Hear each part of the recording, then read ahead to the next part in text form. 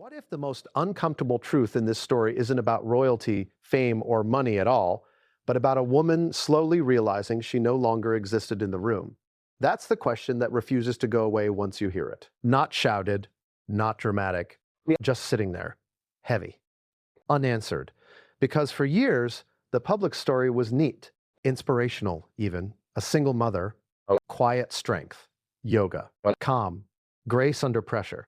The steady presence behind a whirlwind rise from relative anonymity to global fame. The kind of backstory people like because it feels safe. Before we continue, please hit the like button, subscribe to the channel, and turn on the notification bell for updates. And then, suddenly, the silence broke. Not with a press release, not with a glossy interview, but with a sentence so small it almost slips past you. I was invisible in my own daughter's home. Say that again, slowly. Invisible. In your daughter's home. Let that land. This isn't a line about money or jealousy or bitterness. It isn't even, at first glance, an accusation. It's a feeling. And feelings like that don't appear overnight.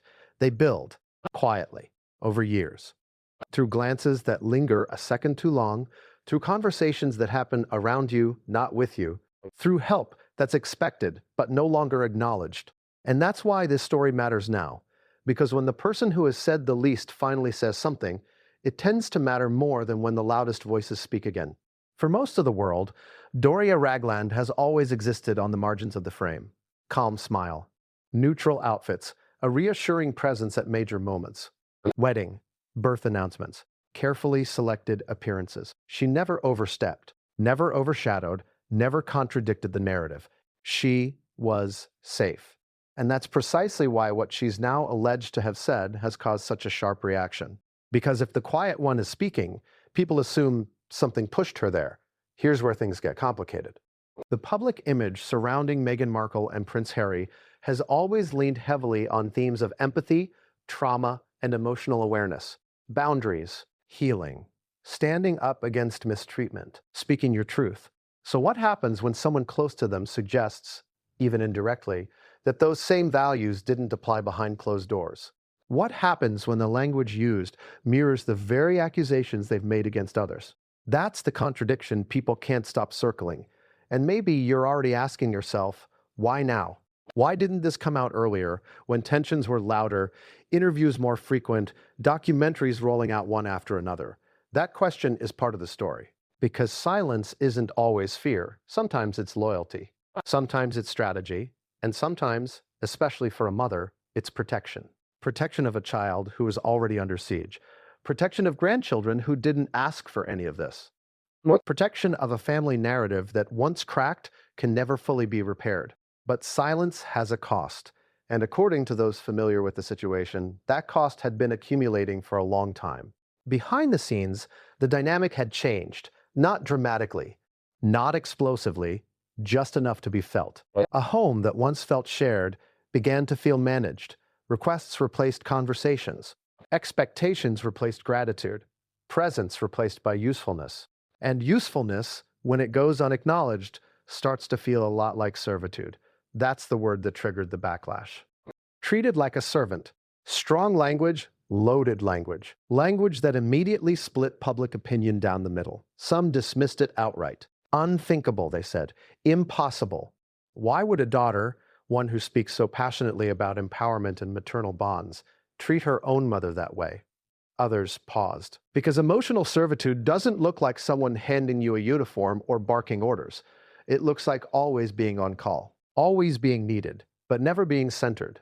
It looks like helping without being thanked, supporting without being consulted, being present without being seen. And if you've ever been there, in a workplace, in a relationship, in a family, you know exactly how damaging that can be. What makes this story particularly volatile is who is telling it.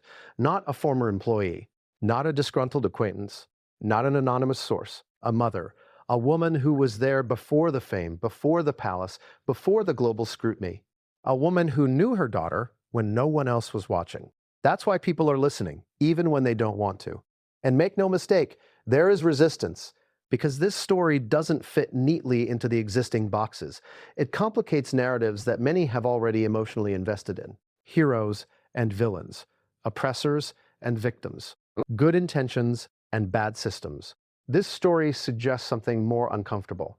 That power can shift inside a family just as easily as it can inside an institution. That someone who once needed protection can, without meaning to, become the one creating distance. And that proximity to fame doesn't just change how the world treats you, it changes how you treat the people closest to you, especially when control enters the picture. Control over schedules, over access, over narratives, over who gets to speak and when. One of the most unsettling aspects of these allegations isn't what is said, it's what's implied, that Doria didn't explode, didn't confront publicly, didn't demand attention. She faded, and fading inside a space where you once mattered is one of the most painful forms of erasure there is. Think about that. A woman who raised her daughter largely out of the spotlight, who supported her through career uncertainty, who stood by during personal reinvention, who watched her navigate rejection and reinvention, now feeling like a background object in the very home she helped make possible. At what point do you stop feeling like family and start feeling like staff? And more importantly, who gets to decide that line has been crossed? These are not questions with clean answers, which is exactly why this story refuses to die down, because it forces people to grapple with a truth we don't like to admit, that good intentions don't automatically prevent harm, and that empowerment narratives can coexist with private blind spots. As the backlash grew, so did the speculation. Was this about boundaries? About cultural differences? About generational expectations? About stress? About trauma carried into new spaces? Or was it something simpler and harder to accept? That fame recalibrated the household, and Doria was the one who lost her footing. There's another layer here that often goes unspoken. Invisibility doesn't just happen because someone ignores you. It happens because the structure around you changes. New advisors, new routines, new priorities, new pressures. Suddenly, decisions are made faster. Rooms are filled with people who don't know your history, and the person who once grounded the space becomes just another presence, familiar, but no longer essential. And when you sense that shift, you have a choice. You can fight it, or you can endure it. Everything we know suggests Doria chose endurance, until something happened that made endurance impossible. We're not there yet in this story, but we're getting close. Because the most important moment, the one that changed how she saw everything, didn't happen in public. It didn't involve the media. It didn't even involve an argument. It was quieter than that. A moment so small, it could be dismissed by anyone who wasn't paying attention. But once it happened, nothing felt the same again. And that moment is where this story truly begins. What happens when the person who built the foundation slowly realizes the house no longer needs them? That's the question hanging in the air as we move past that quiet moment, the one that didn't look dramatic, didn't spark an argument, didn't end with raised voices, or slam doors. The moment that made Doria understand something fundamental had shifted. Because once you notice it, you can't unsee it. This next part of the story isn't about accusations yet. It's about context, about how a woman becomes essential and then gradually optional. This is where it really starts. Before the cameras, before the palace gates, before the world decided who her daughter was allowed to be. There was Doria, not as a symbol, not as a headline, just as a presence. If you strip away everything that came later, the titles, the interviews, the global scrutiny, the relationship between a mother and daughter begins in a much quieter place. School mornings, financial uncertainty, long stretches of figuring life out without guarantees. Doria wasn't a background character then. She was the constant. And constancy has a strange way of becoming invisible once it's assumed. Think about it. The people who show up the loudest are remembered. The people who show up consistently are expected. Over time, expectation replaces appreciation. Doria's role was never flashy. She wasn't the stage parent. She wasn't the one chasing attention. She didn't insert herself into conversations or public moments unless invited. She raised her daughter largely outside of excess. No inherited power, no dynastic safety net, just work, discipline, and adaptability. That kind of upbringing doesn't create entitlement, it creates resilience. And resilience, ironically, is often taken for granted. For years, the public narrative leaned on this image of Doria as the calm counterbalance, the grounding force, the spiritual anchor, the woman who kept things centered while chaos swirled. But what rarely gets explored is how exhausting it is to always be the stable one. Because stability doesn't mean you don't need support, it just means you're less likely to ask for it. As her daughter's life transformed at a speed few people ever experience, Doria didn't resist it. She adapted. She adjusted. She stayed close without intruding. That's a delicate line to walk, especially when fame begins to distort the atmosphere around you. Suddenly, nothing is casual anymore. Visits are scheduled, conversations are filtered. Every interaction exists inside a web of optics, advisors, and unspoken rules. And the person who once moved freely through your life now has to navigate it carefully. At first, these changes don't feel hostile. They feel logistical, necessary, temporary, just growing pains, right? But growing pains still hurt. Imagine watching your child step into a world where everyone wants something from them: access, influence, alignment. Your instinct as a parent is to protect, to stay close, to be a buffer. Except now, you're not the only one buffering. There are professionals, teams, systems designed to manage everything from schedules to narratives, and those systems don't run on emotional history. They run on efficiency. And efficiency doesn't value sentiment. This is where the first emotional contradiction appears. On the outside, the messaging is all about family, healing, breaking cycles, protecting mental health, reclaiming agency. On the inside, according to those familiar with Doria's perspective, the environment begins to feel less like a family home and more like an operation. Not cold, not cruel, just controlled. And control, when you're used to organic closeness, can feel suffocating even when it's well-intentioned. Doria didn't confront this shift immediately. She rationalized it. Of course things are different now. Of course there are boundaries. Of course the pressure is intense. She understood that better than most. But understanding something doesn't make it painless. Little moments started to register. Conversations stopping when she entered the room, decisions already made before she was asked. Being told what was needed rather than being asked what she thought. None of these things are explosive on their own. In isolation, they're easy to dismiss. But patterns don't exist in isolation. They accumulate. And what made this especially difficult was that Doria wasn't just adjusting to fame. She was adjusting to a new hierarchy. In every household, roles evolve. Parents step back, children step forward. That's natural. But this wasn't just a generational shift. It was a power shift. The home was no longer centered around family rhythm. It revolved around external demands, media cycles, public perception, strategic positioning. And in that environment, emotional history doesn't always carry weight. Here's the uncomfortable question: when does support turn into obligation? When you're always there, people stop noticing when you arrive. When you're always reliable, people stop checking how you're doing. And when you never complain, people assume you're fine. Doria didn't arrive with expectations of praise or authority. She didn't need recognition. What she needed, according to those who have spoken about her mindset, was acknowledgement, to be seen as more than just a resource. Because once you're framed as help instead of family, the emotional dynamic shifts in ways that are hard to reverse. At this stage, nothing had been said out loud. No accusations, no labels, just a feeling. A subtle sense that her role was being redefined without her consent.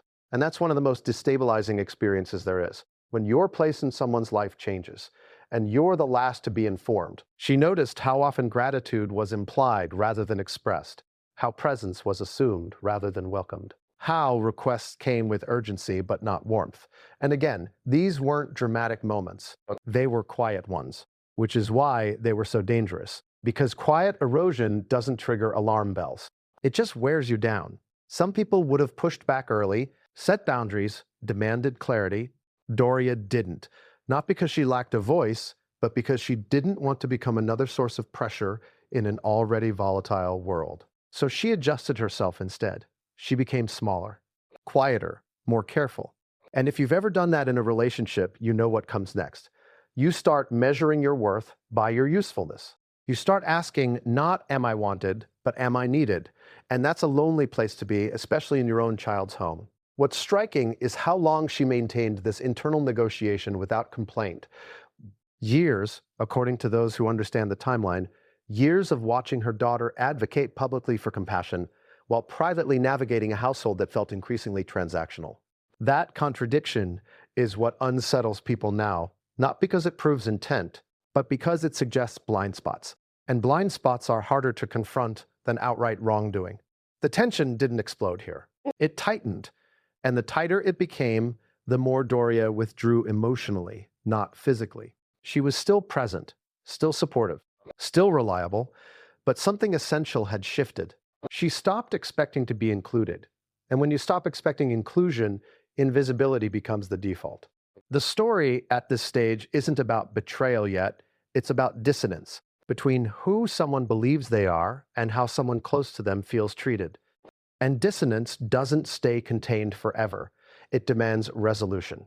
Sometimes that resolution comes as a confrontation, sometimes it comes as silence. And sometimes, when silence becomes unbearable, it comes as a truth that finally slips out. But before that truth could surface, there was one more turning point. A moment that crystallized everything Doria had been quietly absorbing. A moment that made her realize this wasn't just a phase. It was a pattern. And once patterns are recognized, they can't be ignored. Because what came next wasn't about misunderstanding. It was about realization. And that realization would change how she saw her place in the house forever. When does success stop feeling like protection and start feeling like pressure? That's the uncomfortable question sitting at the center of what came next. Because once Doria recognized the pattern, she couldn't explain it away anymore. It wasn't just a bad week, or stress, or transition. It was something structural, the temperature had changed. Here's the thing, people rarely talk about when it comes to sudden extreme visibility. Fame doesn't just alter how strangers see you. It reshapes the atmosphere of every room you walk into, slowly at first, then all at once. One day, you're making decisions based on instinct and trust. The next, every choice feels like it has consequences far beyond the walls of your home. And homes respond to that kind of pressure. They tighten, they reorganize, they prioritize survival over comfort. From the outside, it can look like growth, success, maturity. From the inside, it can feel like something warmer has been replaced by something more efficient. That's the shift Doria began to sense. Not hostility, not cruelty, just a cooling. Conversations became shorter, less exploratory, more definitive. Plans were no longer tentative. They were fixed, timetabled, managed. The home began to operate on a rhythm that wasn't emotional. It was logistical. And when logistics take over, feelings tend to get filed under non-essential. Ask yourself something honestly. Have you ever walked into a space that used to feel relaxed and suddenly felt like you were interrupting something? Not unwelcome, just in the way. That's the kind of change that doesn't announce itself. It just settles into the air. Doria wasn't naive. She understood pressure. She understood the weight her daughter and son-in-law were carrying, the scrutiny, the attacks, the constant need to defend, explain, reposition. She didn't expect ease. What she didn't expect was distance, because fame didn't just bring outside voices closer, it rearranged who had influence inside the home. Advisors began to matter more than intuition. Optics mattered more than spontaneity. Silence mattered more than honesty. And slowly, the emotional temperature dropped. Think about it like this. Imagine a room that's always been warm. You don't notice the heat because it's consistent. Then, one day, the thermostat changes. Not dramatically, just enough that you start reaching for a sweater. That's what Doria felt. Small adjustments, a tone shift here, a pause there, a sense that words were being weighed not for truth, but for impact. And when you're not part of that calculus, you start to feel peripheral. This is where the power dynamic begins to matter. Because fame doesn't just elevate, it centralizes. Decision-making consolidates around a smaller group. Voices outside that group, even familial ones, become optional rather than essential. And when that happens, people who once moved freely now need permission. Not explicit permission, but implicit approval. Doria found herself waiting to be looped in, waiting to be asked, waiting to be acknowledged. And waiting is exhausting when you don't know what you're waiting for. The contradiction here is important. Publicly, the messaging was about autonomy and reclaiming control from oppressive systems. Privately, control was becoming the organizing principle, not maliciously, strategically. But strategy doesn't care about emotional residue. Strategy asks, does this help? Does this complicate? Does this fit the plan? And once someone is evaluated through that lens, their humanity becomes secondary. This is where the concept of usefulness starts to creep in. Doria was helpful. That was never in question. She offered stability, privacy, reliability, emotional grounding. But help, when it's expected rather than appreciated, changes how it feels to give it, because giving becomes obligation. And obligation, when paired with silence, starts to feel like servitude. This is where that word begins to make sense, not as an insult, but as a description of an emotional position. Serving without agency, supporting without voice, present without presence. And if you've ever been in that position, you know how isolating it can be, especially when the people around you insist everything is fine. The home didn't feel unsafe. It didn't feel abusive. It felt managed. And management has rules. Rules about who speaks, rules about timing, rules about what's shared, and what's withheld. Doria didn't write those rules, but she felt their effects. She noticed how often decisions were already made before she arrived, how conversations seemed to happen elsewhere, behind doors, on phones, and meetings she wasn't part of, how her role was increasingly reactive rather than participatory. And the hardest part? No one explained the change. Because explaining would require acknowledging it, and acknowledgement would raise questions no one wanted to answer. So instead, things continued smoothly, politely, efficiently, until efficiency replaced intimacy. Here's where audience reactions split sharply when these allegations surfaced. Some people say, "Isn't this normal?" Children grow up. Parents step back, especially when fame and pressure are involved. And yes, to a point. But here's the difference. Stepping back is one thing. Being pushed to the margins without conversation is another. Doria wasn't asking to run the household. She wasn't demanding authority. She wanted inclusion. And inclusion isn't about control. It's about recognition. The recognition that you still matter emotionally, not just functionally. As the household temperature cooled, Doria adapted again. She lowered expectations, stopped offering opinions unless asked, stayed quiet when she felt excluded, smiled through moments that felt awkward. That's an important detail, because from the outside, nothing looked wrong. And that's why this story is so uncomfortable. Because invisibility doesn't leave bruises. It leaves doubt. Doubt about your value. Doubt about your place. Doubt about whether speaking up would make things worse. And when doubt takes root, people often choose silence over risk. There's another layer here that complicates everything. The constant presence of cameras, even when they're not physically there. Once your life becomes content, you start living defensively. Every moment has potential consequences. Every interaction could be interpreted, misinterpreted, or weaponized. So people tighten control. They curate. They protect. And in doing so, they often forget the people who don't need protecting from the public, but do need protecting from emotional neglect. Doria was one of those people. She wasn't a threat to the brand. She wasn't a liability. She was family. And somehow, that made her easier to overlook, because family is assumed to endure. Family is assumed to understand. Family is assumed to wait. But waiting without acknowledgement turns into waiting without dignity. And dignity, once eroded, doesn't quietly rebuild itself. The tension was subtle, but it was growing. Doria began to feel like she had to justify her presence. Not directly, internally. Am I needed today? Is this a good time? Should I stay out of the way? Those questions don't belong in a healthy family dynamic. Yet they were becoming routine. And here's where the emotional irony sharpens. While public narratives emphasized boundaries and self-worth, Doria was quietly shrinking hers to avoid conflict. She didn't want to add strain. She didn't want to be another problem to manage. So she absorbed the discomfort until absorbing it became unbearable.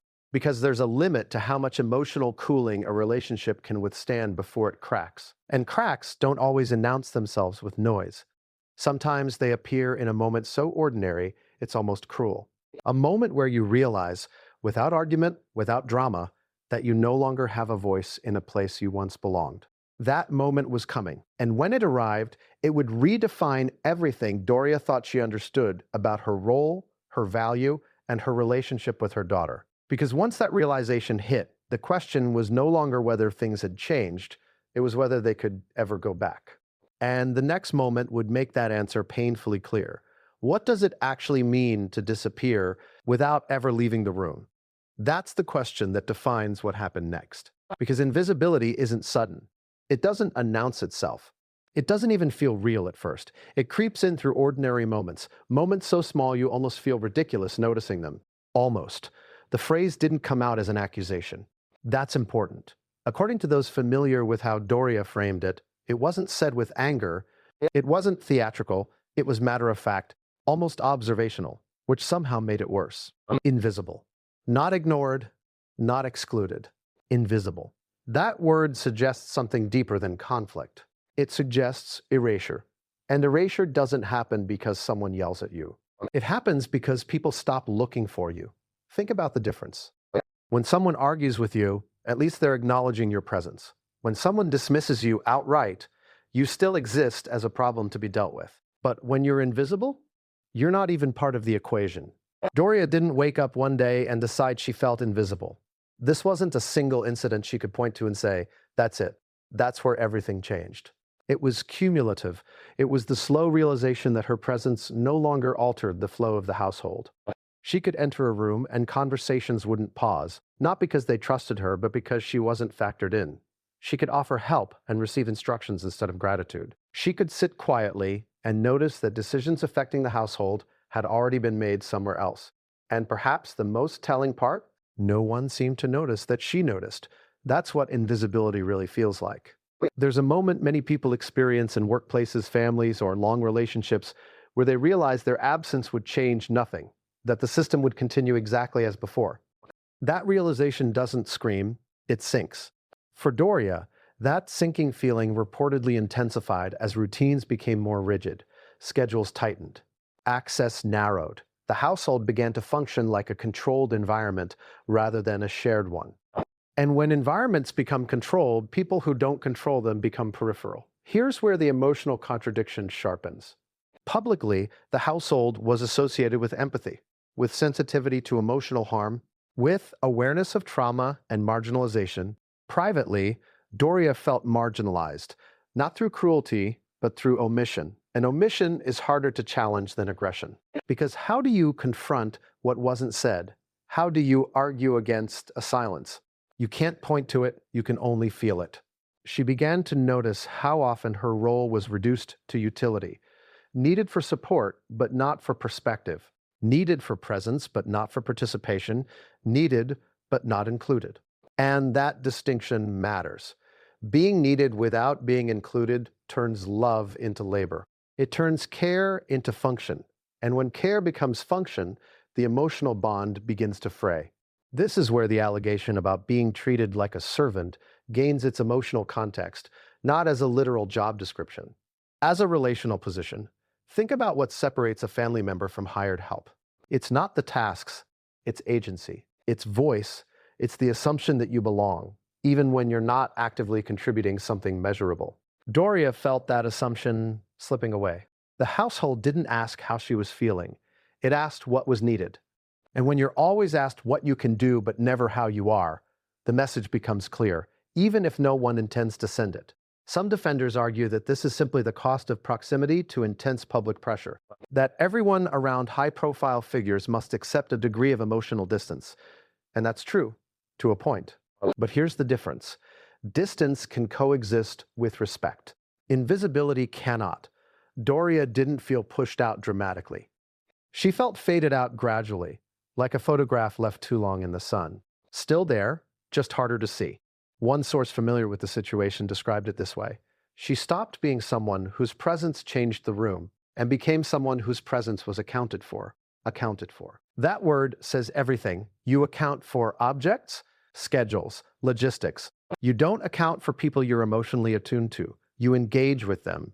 And engagement was what Doria increasingly lacked. She wasn't consulted on household dynamics. She wasn't looped into emotional conversations. She wasn't asked for insight, even though she had known her daughter longer than anyone else in the room. That hurts in a way that's difficult to articulate, because it suggests that history no longer matters, that shared memory has been replaced by shared strategy. And strategies don't honor sentiment, they honor outcomes. At some point, Doria reportedly realized she had stopped speaking unless spoken to, not because she was told to, but because it felt safer. Safer not to in terror. Doria reportedly began spending more time alone, not out of resentment, but out of self-preservation. If she wasn't visible anyway, at least solitude gave her control over her emotional space.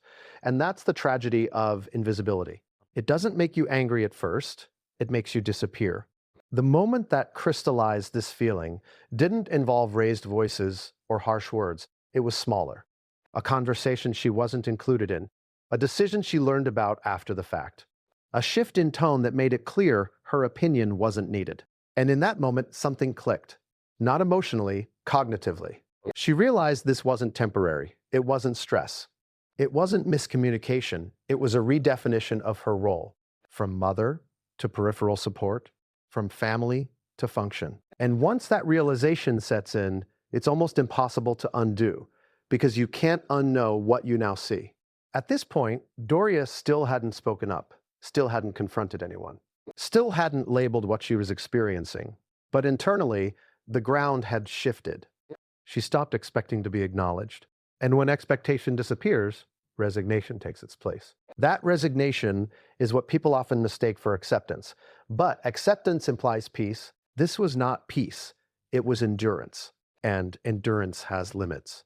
The household continued operating smoothly, efficiently, productively. But something essential had been lost, and the people who lost it weren't the ones in control. It's about what happens when invisibility meets expectation, when being helpful turns into being used, when silence stops feeling protective and starts feeling complicit. Because the next shift didn't come from being ignored. It came from being needed. And that need would change how Doria understood everything. When does helping stop feeling generous and start feeling expected? That's the question that hovered over everything as the next phase unfolded. Because invisibility on its own is painful, but invisibility paired with expectation is something else entirely. It creates a trap. You're unseen, yet relied upon, unacknowledged, yet indispensable. And that's where the emotional ground shifted again. At first, the requests didn't feel wrong. They never do. Can you stay a little longer? Would you mind handling this? It would really help if you could. Familiar language, soft edges, no sharp commands. But there's a difference between being asked and being assumed. And that difference became harder to ignore. Doria had always helped. That was never the issue. Helping was part of how she expressed care. It was instinctive, natural, almost automatic. The problem was what happened after the help was given. Nothing. No pause, no acknowledgement, no sense that what she offered had emotional weight. The help just disappeared into the system. And systems don't say thank you. Systems just move on. Think about how it feels when someone expects something from you so completely that they don't even realize they're expecting it. When your effort becomes the baseline rather than the exception. That's where Doria found herself. The requests increased, not in volume, but in tone. Less would you mind, more will need you to, less appreciation, more urgency. And urgency has a way of flattening humanity. When everything feels critical, nothing feels personal. Here's the contradiction that made this so emotionally confusing. The household didn't treat Doria badly in any obvious way. No insults, no raised voices, no overt disrespect. And that made it harder to articulate what felt wrong. Because when mistreatment isn't visible, you start questioning your own perception. Am I being too sensitive? Am I reading into things? Is this just stress? Those questions can keep someone silent for years. Doria wasn't scrubbing floors or being barked at. That's not what the word servant meant in her framing. It was about position, about how her role had been reduced to what she could provide. Her emotional needs were no longer part of the conversation. Her opinions were no longer sought. Her presence was valued primarily for what it made easier for others. And that's the core of emotional servitude. You exist to smooth things over, to absorb pressure, to make life easier without becoming part of the life itself. One source described it this way: she was needed when something had to be handled quietly, discreetly, efficiently, but not when decisions were being made. That distinction matters, because involvement signals respect. Utility signals convenience. Doria felt convenient. And convenience over time is corrosive. She noticed how often her help was framed as assumed availability. No check-ins, no "is this okay?" Just expectation. That expectation created a strange imbalance. If she helped, it was normal. If she didn't, it felt disruptive. That's not how family support is supposed to work. In healthy dynamics, help is offered freely and received with gratitude. Here, help had become part of the operating system. And operating systems don't stop to consider feelings. There's another subtle detail that deepened the discomfort. The help wasn't always practical. Sometimes it was emotional. Being present during stressful moments, absorbing anxiety, providing calm without being acknowledged. Emotional labor is invisible by nature, but when it's continuous and unreciprocated, it drains you. Doria began to feel like she was carrying emotional weight without emotional access. She was there for reassurance, but not for reassurance in return. There's a word for that dynamic: exhausting. And the exhaustion wasn't physical, it was existential. She began to feel like her identity in the household had narrowed. Not mother, not equal, not confidant, helper. And helpers, by definition, are replaceable. That realization cut deep. Because if your role is function rather than relationship, your worth becomes conditional. Conditional on usefulness, conditional on availability, conditional on compliance. That's not love, that's labor. Again, none of this was framed as malicious. That's important. Because harm doesn't require intent to exist. Sometimes harm emerges from unchecked power shifts, from stress, from control, from fear of losing grip on a narrative. The household was under immense pressure, and pressure often reveals what we prioritize. In this case, efficiency was prioritized over emotional inclusion. Doria felt that prioritization in her bones.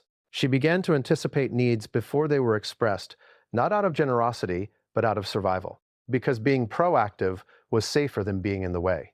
Safer than asking questions, safer than asserting needs. That's another sign of emotional servitude. When you adjust yourself to avoid being inconvenient, when you preemptively erase your own needs to maintain harmony, harmony that only flows one direction. The more she helped, the less visible she became. The more reliable she was, the less she was acknowledged. And eventually, helping stopped feeling like love, it started feeling like obligation. That's when resentment quietly enters the picture. Not explosive resentment, muted resentment. The kind you don't express, even to yourself. The kind that shows up as fatigue, withdrawal, emotional numbness. Doria didn't lash out, she didn't complain, she internalized. She told herself this was temporary. That stress would ease, that gratitude would return, that recognition would come. But time passed, and nothing changed. Instead, the pattern solidified. Requests became directives, help became expectation, presence became function, and function became identity. Here's where the servant metaphor becomes unavoidable. A servant exists to meet needs, not to have them. A servant is present, but not central. A servant's value lies in what they provide, not who they are. Doria didn't say she was treated like hired help. She said she felt treated like a servant. That distinction matters, because feelings arise from patterns, not isolated events. And the pattern here was clear. Her humanity had been deprioritized. That realization didn't spark confrontation immediately. It sparked grief. Grief for the relationship she thought she had. Grief for the closeness she assumed was unshakable. Grief for the belief that a mother's place is permanent. That grief is quiet, and quiet grief often goes unnoticed until it changes how someone moves through the world. Doria began to pull back, not in protest, in self-protection. She helped less, spoke less, engaged less. And when you withdraw emotionally, people often interpret it as acceptance. They assume you're fine. They assume nothing is wrong. They assume the dynamic works. But what's really happening is erosion, trust eroding, connection eroding, belonging eroding. The household continued functioning smoothly, efficiently. But Doria was no longer fully inside it. She was adjacent, on call, peripheral. And that's when the next shift occurred. Because once someone stops feeling like family, they start questioning why they're staying silent. Not out of anger, out of self-respect. The idea that she was expected to endure indefinitely, without acknowledgement, without agency, became harder to accept. And then something happened that sharpened everything. A moment where help was not just expected, it was demanded. Not loudly, but decisively, in a way that left no room for choice. That moment forced Doria to confront something she'd been avoiding, whether her silence was protecting the family or erasing herself. And that question demanded an answer. The next chapter is where power becomes explicit, where unspoken hierarchies reveal themselves, where Doria realizes this isn't just about being helpful, it's about where she stands. And once she sees that clearly, there's no going back. Who decides who matters when no one says it out loud? That's the question that defines this next turn, because power doesn't always arrive with announcements. Sometimes it settles quietly, rearranging the room without asking permission. And by the time you notice it, the rules are already in place. There's a myth people cling to when it comes to families under pressure. The idea that love automatically flattens hierarchy, that shared history protects against imbalance, that no matter how much the outside world changes, the inside remains equal. But power doesn't care about myths. Power emerges wherever decisions concentrate. And by this stage, decisions were no longer floating freely through the household. They had a center, a gravity, a direction. And Doria was no longer orbiting close to it. What made this realization especially unsettling was how subtle it was. There was no meeting, no declaration, no moment where someone said, "This is how things work now." It was inferred from who spoke first, from who ended conversations, from whose discomfort altered the atmosphere, and whose didn't. That's how hierarchies reveal themselves. Doria began to notice that her emotional reactions didn't shift outcomes anymore. If she felt uneasy, things continued. If she felt excluded, nothing changed. If she stayed silent, the system flowed smoothly. And systems always reveal who they're built around by who they pause for. The household paused for some people. It did not pause for her.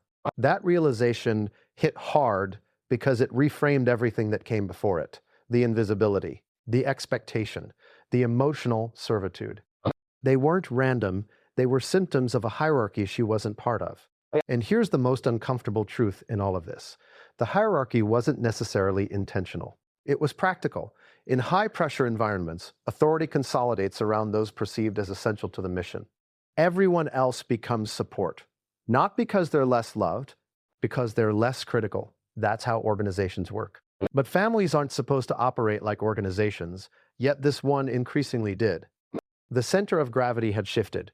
The people at the center were managing risk, narratives, outcomes, and Doria, with her emotional history, her instinct for grounding rather than strategizing, didn't fit neatly into that framework. So she was edged out, not pushed, not dismissed, just deprioritized. Here's where things become particularly difficult to swallow. From the outside, it looked like empowerment. Two adults taking control of their lives, setting boundaries, making decisions without interference. But boundaries drawn without dialogue can feel like walls to those left outside them. And walls don't have windows. Doria wasn't invited into the reasoning behind decisions. She was informed after the fact. She wasn't asked how changes would affect her. She was expected to adapt. And adaptation was assumed to be easy because she had always adapted. But adaptation without agency is submission. And submission erodes self-worth. She began to understand that her emotional needs were not part of the decision-making calculus. They were considered secondary, optional, manageable. And that's when the hierarchy became undeniable. There's a moment many people experience in unequal dynamics when they realize they are no longer peers, not because they were told so, but because disagreement carries consequences for them and not for others. Doria sensed that.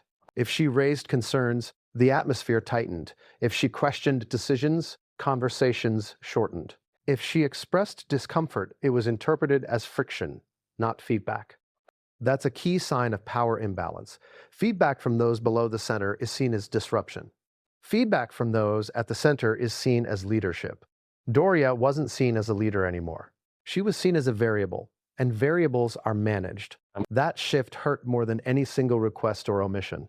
Because it meant her perspective, the one shaped by decades of shared life, no longer carried authority. History had been outranked by proximity to power. and proximity to power had changed.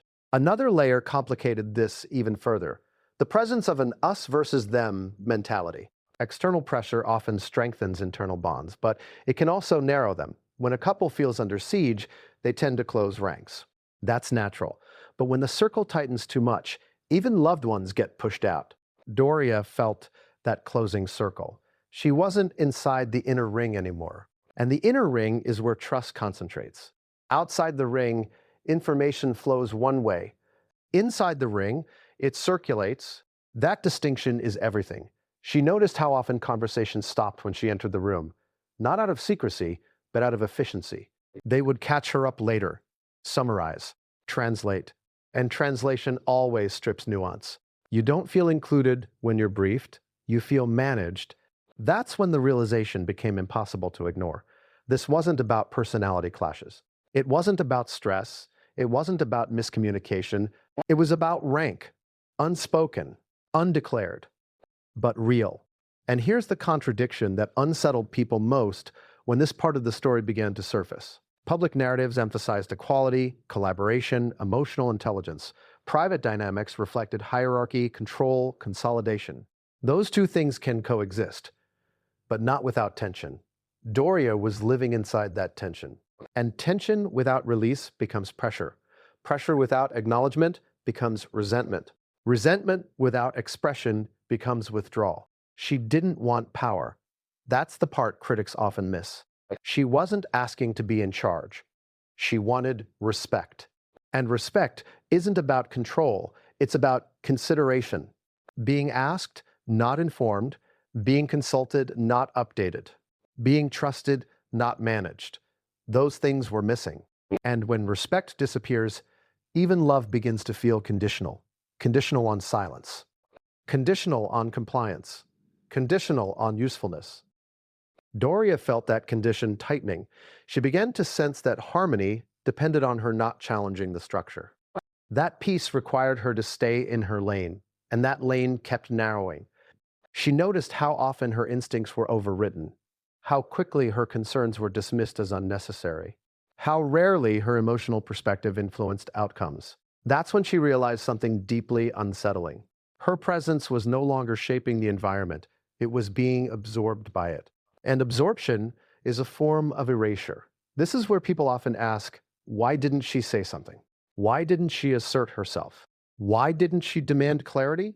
Those questions assume a level playing field. They assume safety.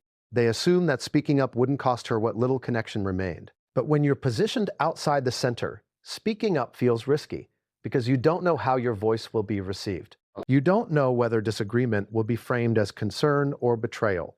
And betrayal is a dangerous label in high-pressure environments. Doria chose caution, not because she lacked courage, because she valued connection. She hoped the dynamic would rebalance naturally. That stress would ease. That gratitude would return. That respect would reassert itself. But hierarchies rarely dissolve on their own. They entrench, especially when they benefit those at the center. And as time passed, the hierarchy became more rigid, the unspoken rules clearer, her role more defined and more limited. She realized she was expected to accommodate the structure, not influence it. And that realization changed how she saw everything. It reframed every interaction, every request, every silence. What once felt like misunderstanding now felt like design. Not malicious design, but design nonetheless. And that distinction didn't make it easier to accept. It made it harder because you can forgive mistakes, you struggle to forgive systems. At this point, Doria was standing at a crossroads emotionally.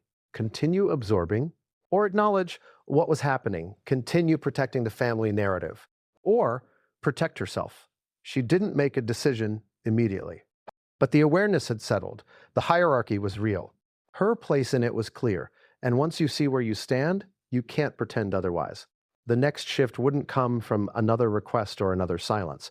It would come from contrast, from watching how others were treated differently, from noticing whose voices carried weight and whose didn't, because nothing exposes power dynamics faster than comparison. And the comparison that followed would make everything impossible to ignore. Why does public praise sometimes hurt more than private silence? That's the question that sits at the center of this chapter because what came next didn't look like cruelty at all. It looked like affirmation, smiles, warm words, carefully chosen praise offered in front of cameras and audiences. And that made it harder to survive. From the outside, everything appeared intact. Photos showed closeness. Interviews referenced family. Words like supportive, grounding, and strong were used liberally. The image was reassuring, even comforting. It suggested continuity, stability, gratitude. But inside the home, the emotional distance continued to widen. That contrast was devastating. Because when someone praises you publicly while drifting away privately, it creates a psychological split. You begin to doubt your own reality. If they say they appreciate me, why do I feel so alone? If they credit me publicly, why do I feel so unnecessary privately? Those questions don't have easy answers. Public praise is loud. Private neglect is quiet. And when the two coexist, the louder one often invalidates the quieter one. People around Doria saw the public narrative and assumed everything was fine. How could it not be?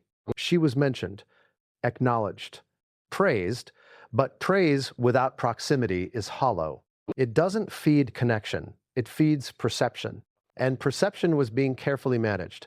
Doria began to notice that public acknowledgement didn't translate into private engagement. The words sounded right, the actions didn't follow. She would hear herself described as essential, yet feel increasingly peripheral. She would be credited for emotional strength, yet excluded from emotional conversations.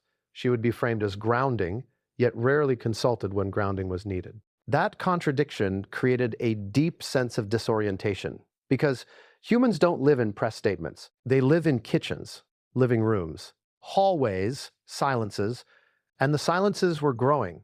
At home, interactions became transactional. Brief check-ins, quick updates, functional exchanges. The warmth that once filled casual moments was missing. Not gone, just absent. And absence, when it replaces intimacy, feels personal even when it isn't meant to be. Here's what made this especially painful. Public praise made it harder for Doria to voice her experience. Because the moment she felt unseen privately, she was reminded of how seen she appeared publicly.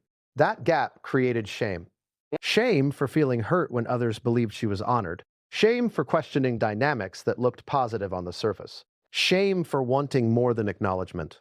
Because acknowledgement isn't the same as inclusion. Doria didn't want applause. She wanted presence. But presence can't be staged. It can't be scheduled. It can't be curated. And that made it incompatible with an environment increasingly shaped by optics. The more public-facing the household became, the more internal interactions felt constrained.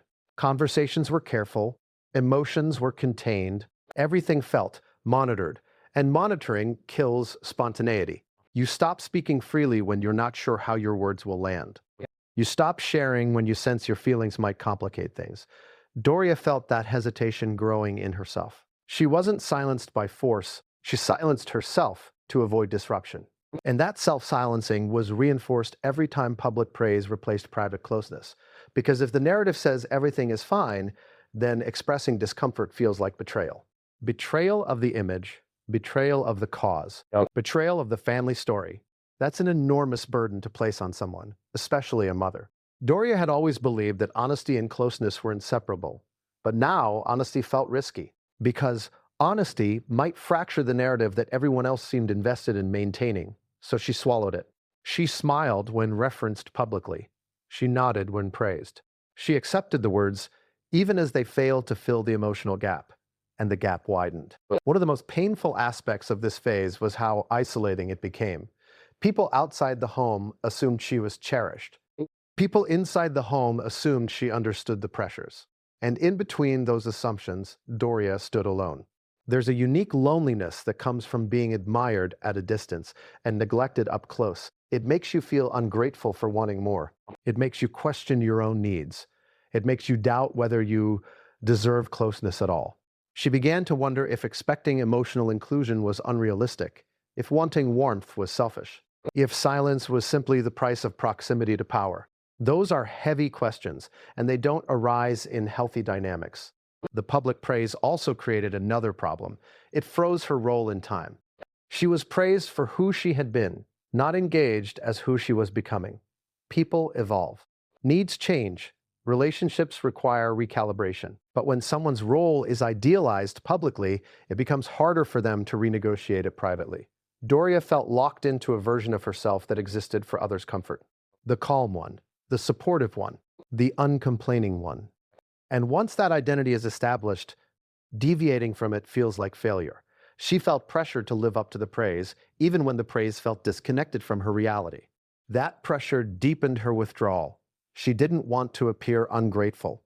She didn't want to complicate things. She didn't want to contradict the narrative. So she endured. Again, but endurance has a shelf life, and the cost of endurance is emotional numbness. Doria began to feel less, not because she didn't care, because caring without reciprocity is unsustainable. She stopped expecting meaningful conversations, stopped initiating emotional check-ins, stopped sharing vulnerabilities. Those parts of her slowly went dormant, and when a relationship loses vulnerability, it loses depth. What remains is formality, politeness, distance. The public praise continued.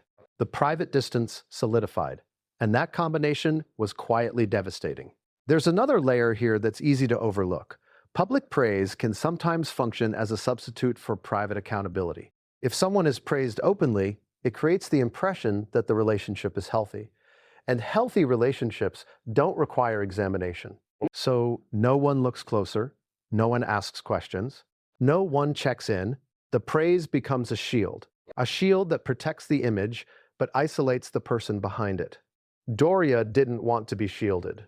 She wanted to be held, but holding requires closeness. And closeness requires time, attention, and emotional risk. Those resources were increasingly allocated elsewhere. As the months passed, the emotional distance became normalized. This is just how things are now. That's a dangerous sentence, because once distance becomes normal, reconnecting feels awkward, forced, out of place. Doria sensed that awkwardness every time she considered speaking up. What would she even say? How do you explain feeling invisible when the world insists you're visible? How do you express loneliness when everyone assumes you're surrounded by support? How do you articulate absence when there's no single moment to point to? She couldn't, not yet. So she remained quiet. But quiet doesn't mean unaffected. The emotional toll was accumulating. The praise began to feel performative. The distance began to feel permanent. And permanence changes things, because temporary discomfort can be endured. Permanent erasure cannot. The turning point in this chapter wasn't an argument. It was a realization that public acknowledgement was never going to translate into private inclusion, that the two operated on different tracks, and that no amount of praise would close the emotional gap.